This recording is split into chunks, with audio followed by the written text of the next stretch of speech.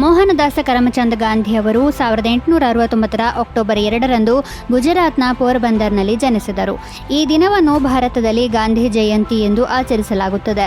ಗಾಂಧಿಯವರ ಜೀವನವು ಸತ್ಯ, ಅಹಿಂಸೆ ಮತ್ತು ಸಮಾಜ ಸೇವೆಯ ತತ್ವಗಳನ್ನು ಆಧರಿಸಿತ್ತು. ಅವರು ಭಾರತೀಯ ಸ್ವಾತಂತ್ರ್ಯ ಹೋರಾಟದ ಪ್ರಮುಖ ನಾಯಕರಲ್ಲಿ ಒಬ್ಬರು. ಅವರು ತಮ್ಮ ಆರಂಭಿಕ ಶಿಕ್ಷಣವನ್ನು ಪೋರಬಂದರ್ ಮತ್ತು ರಾಜ್ಕೋಟ್ನಲ್ಲಿ ಪಡೆದರು. 1888ರಲ್ಲಿ ಅವರು ಇಂಗ್ಲೆಂಡ್ಗೆ ಹೋದರು ಮತ್ತು ಲಂಡನ್ನ ಇನ್ನರ್ ಟೆಂಪಲ್ನಲ್ಲಿ ಕಾನೂನು ಅಧ್ಯಯನ ಮಾಡಿದರು. 1891ರಲ್ಲಿ ಅವರು ವಕೀಲರಾಗಿ ಭಾರತಕ್ಕೆ ಮರಳಿದರು.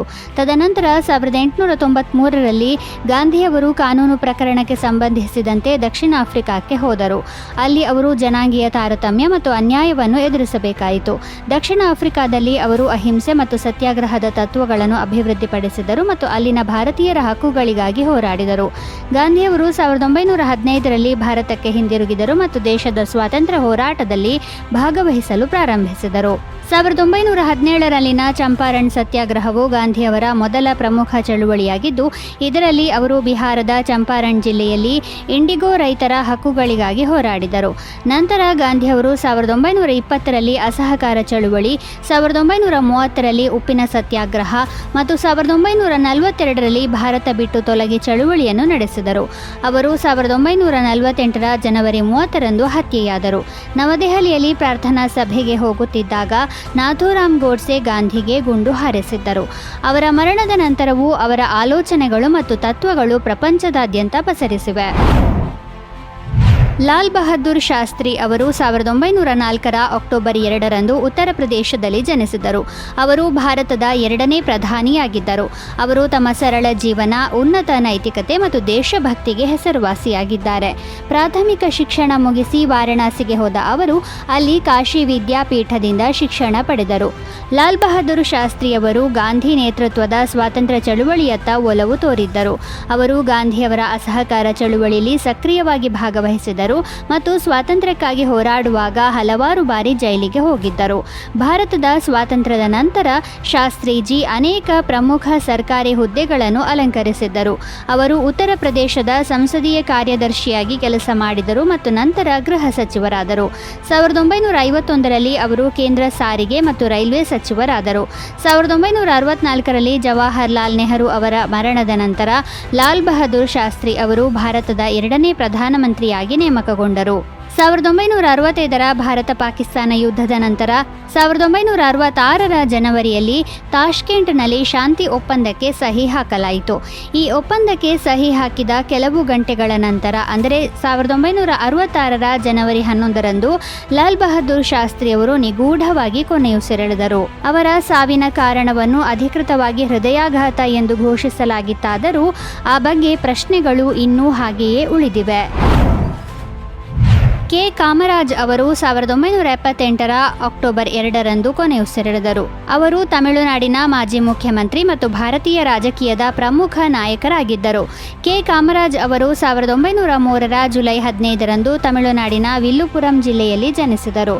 ಅವರು ಭಾರತದ ಸ್ವಾತಂತ್ರ್ಯ ಹೋರಾಟದಲ್ಲಿ ಸಕ್ರಿಯವಾಗಿ ಭಾಗವಹಿಸಿದರು ಮತ್ತು ಗಾಂಧಿಯವರ ನೇತೃತ್ವದ ಅಸಹಕಾರ ಚಳುವಳಿ ಹಾಗೂ ಭಾರತ ಬಿಟ್ಟು ತೊಲಗಿ ಚಳುವಳಿಗೆ ಸೇರಿಕೊಂಡರು.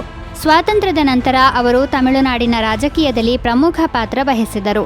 ಅವರು ಭಾರತೀಯ ರಾಷ್ಟ್ರೀಯ ಕಾಂಗ್ರೆಸ್ನ ಪ್ರಮುಖ ನಾಯಕರಾಗಿದ್ದರು ಮತ್ತು ತಮಿಳುನಾಡಿನಲ್ಲಿ ಪಕ್ಷವನ್ನು ಬಲಪಡಿಸುವಲ್ಲಿ ಪ್ರಮುಖ ಪಾತ್ರ ವಹಿಸಿದರು. 1954ರಲ್ಲಿ ತಮಿಳುನಾಡಿನ ಮುಖ್ಯಮಂತ್ರಿಯಾದ ಅವರು 1963ರವರೆಗೆ ಅಧಿಕಾರದಲ್ಲಿದ್ದರು.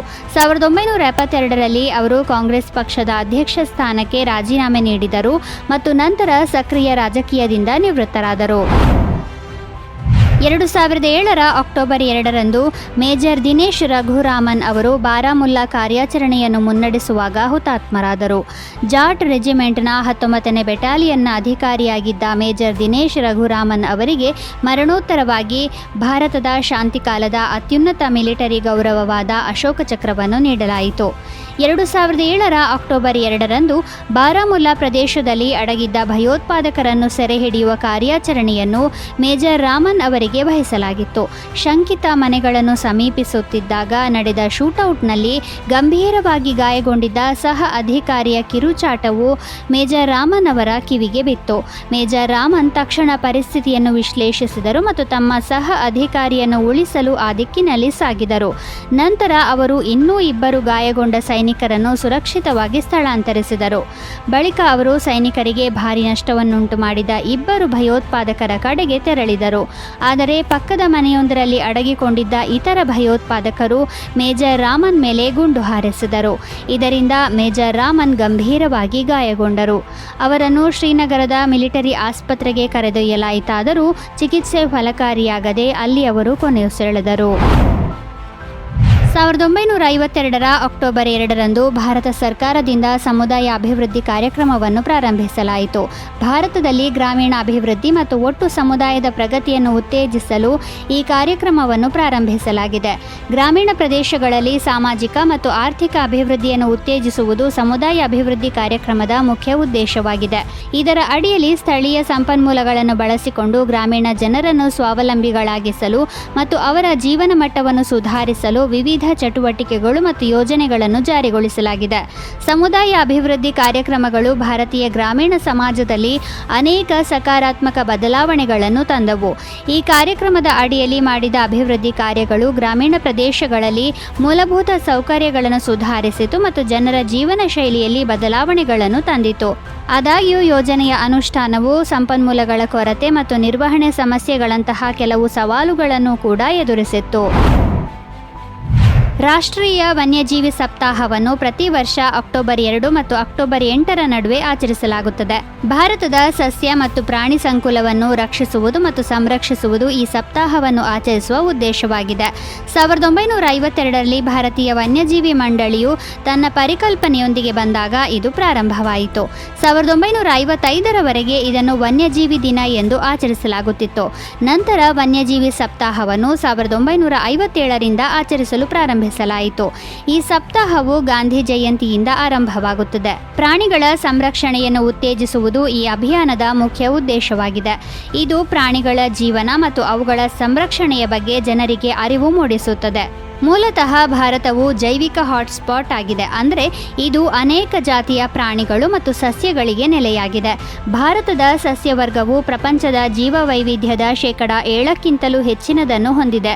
ಜೈವಿಕವಾಗಿ ಹೆಚ್ಚು ವೈವಿಧ್ಯಮಯವಾಗಿರುವ ಈ ದೇಶಕ್ಕೆ ಈ ಶ್ರೀಮಂತ ಹೊದಿಕೆಯನ್ನು ಸಂರಕ್ಷಿಸಲು ಸರಿಯಾದ ಶಿಕ್ಷಣ ಮತ್ತು ಜಾಗೃತಿಯ ಅಗತ್ಯವಿದೆ. ಆದ್ದರಿಂದ ವನ್ಯಜೀವಿ ಸಪ್ತಾಹದ ಪರಿಕಲ್ಪನೆಯನ್ನು ರಚಿಸಲಾಗಿದೆ.